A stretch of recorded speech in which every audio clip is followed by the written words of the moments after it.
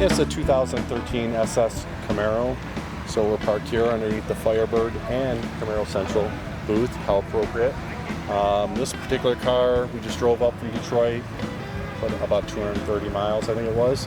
It's got just over 1,000 horsepower, supercharged, heads, cam, a bunch of other stuff that I can't really disclose.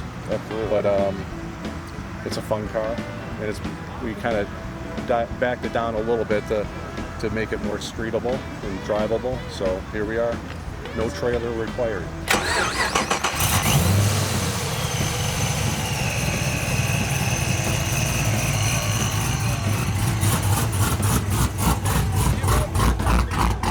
You've got some interesting responses to it. Tell us about that. Yeah, you got a lot of keyboard haters. That's going to happen. But absolutely. You can't please everybody.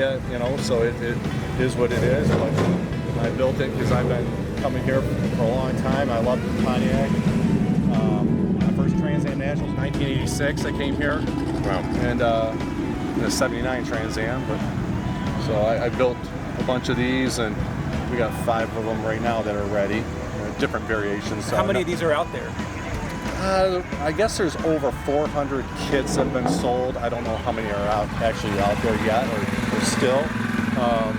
That's the guesstimate of how many kits are out there. I'm a little classic car dealer, but I love newer cars as well, but I don't deal in too many newer cars. But I want something that I feel really safe in, going on the highway. In traffic, I don't look at a temperature gauge.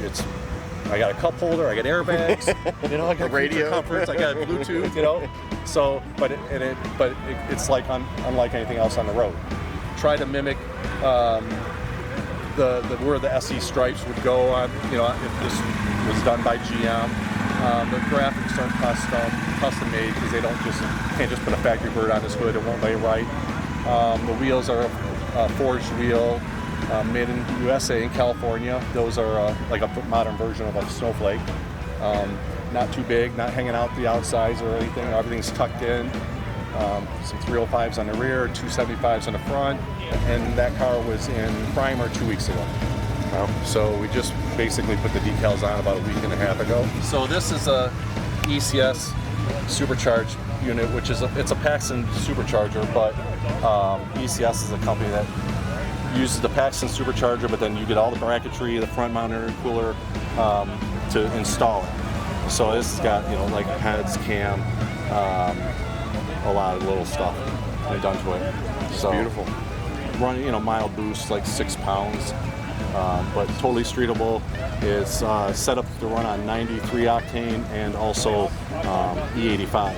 Oh wow! So there's nothing to switch or flip it. The E85 adds about 60 more horsepower for the seat or the pants. You can feel it. Yeah. But right up here, I just put in regular 93 octane, 21 miles a gallon. Yeah. I love it.